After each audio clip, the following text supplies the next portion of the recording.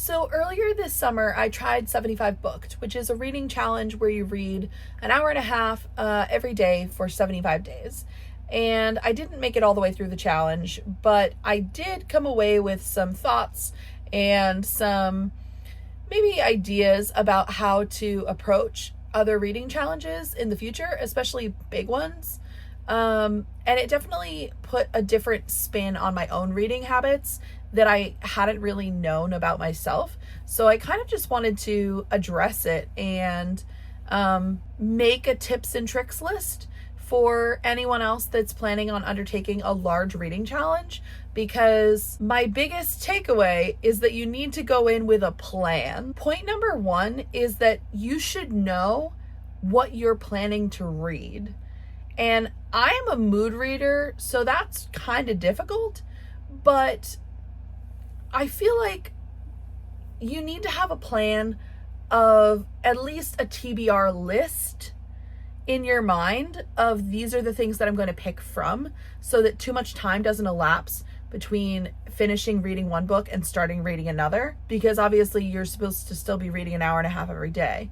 But also so that you have a plan of like, I'm going to read for a half an hour before I go to work, or I'm going to read on my half-hour lunch break while I'm at work.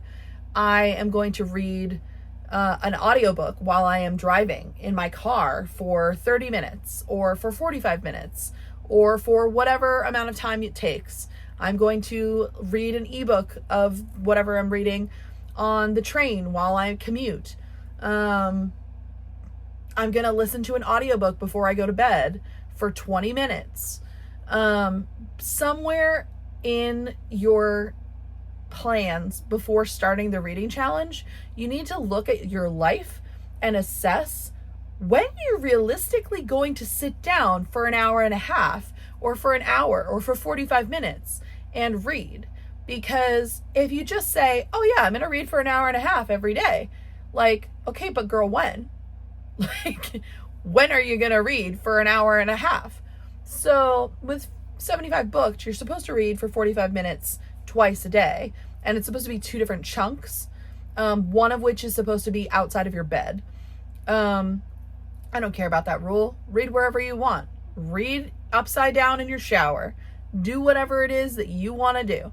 But like, if you're trying to read a lot for a particular time frame, you need to be able to say, like, I work 5 days a week and I am not going to want to read when I get home from work every day that I get out of work, because who knows what's going to happen while I'm there. So can I read anything before I go into work? Can I read anything while I'm at work? Can I read anything like don't leave that whole giant chunk of stuff for yourself thinking that like future you is going to be in their best shape, because you need to plan for your worst reality, if that makes sense. Like, what did me in for this challenge was that I didn't read. Normally I work an hour away from home and I read on my way to and from work as an audiobook, and because of that I would get my reading challenge in ahead of time. And the last day that I finished like reading, I was 26 days in and I had inventory at my job and I didn't read either way going into work or leaving work. I didn't put on that audiobook. I was so tired. I was like, I can't focus on anything. Like, I'm tired going in, I'm tired coming out. I'll read when I get home. Went to sleep. Did not wake up. Lost my streak. If I had forced myself to read going into work and out of work, at least I would have met my goal, even though I went to sleep immediately after getting home. So I pushed that back on myself and then never was able to catch back up. Also, because of the way that I was planning things and like not planning things, I hit such a bad reading slump after this challenge. So I didn't read anything for like 3 weeks after I finished this challenge. And by finished, I mean failed. So my first tip / suggestion slash plan for myself going forward doing other reading challenges is to go in with a plan.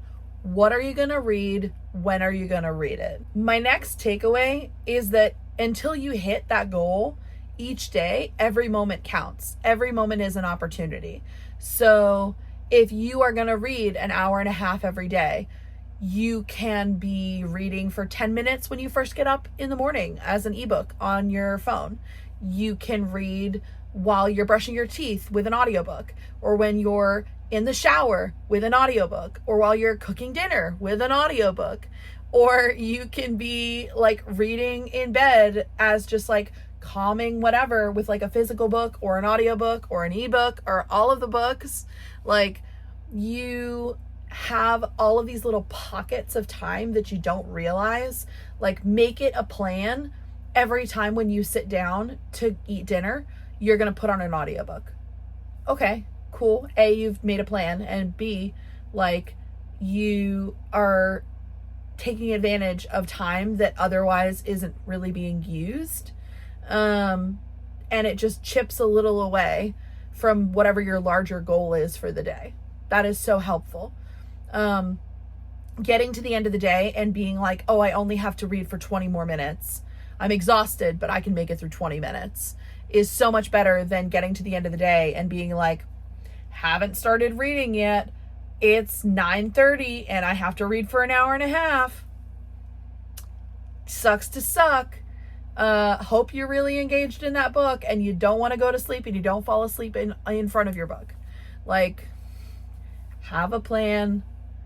Take advantage of the small moments throughout your day and don't leave it for giant chunks. My next tip is that in the realm of things that you're actually reading, you should pick something that's fun or something that's addictive.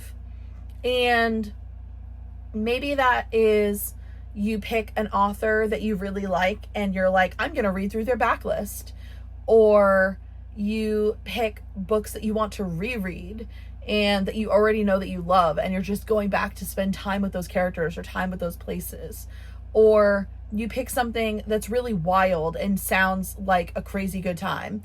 For me, I read the first 4.5 Dungeon Crawler Carl books in the time that I was doing this challenge, and I listened to them as audiobooks. I read other things as well, but like the first 4.5 Dungeon Crawler Carl books were insane and fun and addictive. And I would turn off the audiobook because I had to go to sleep and immediately wanted to put the audiobook back on because it was so good that I wanted to listen to it. I wanted to read it.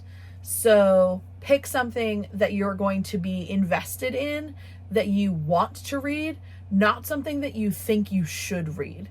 I wouldn't use like 75 Booked or another like big reading challenge to go through something like the classics, because that's not engaging to me. It might be for you. Like, that might be the perfect thing for you if you really love the classics. That is not me. That I am not that reader. So for me, that would just kill the challenge. I would be dead out of the water. But know yourself and know your reading habits. Find something that is going to engage you and plan to read that. Have that on your TBR. Have things you're excited about. In that vein, series are your friend. And if you have a book series that you want to be reading, add that to your TBR, but don't wait to get copies of the books. So like, either know that you're either going to have to spend money on them at the bookstore preemptively, which I sometimes feel weird about buying an entire series without reading any of it. So like, maybe hesitate, but then also know you might go to the bookstore after reading book 1 and they might not have book 2, 3, or 4 or whatever. And then you have to make the choice between either reading something else, losing that momentum, or buying them as ebooks, or maybe getting them from your library if they have them. But like, have a plan and be prepared to enact that plan. But like, choosing a series is definitely a good idea, at least for some of your challenge. maybe a couple of series, depending on how long your challenge is going to go on for. It can also be a great opportunity to finish a series.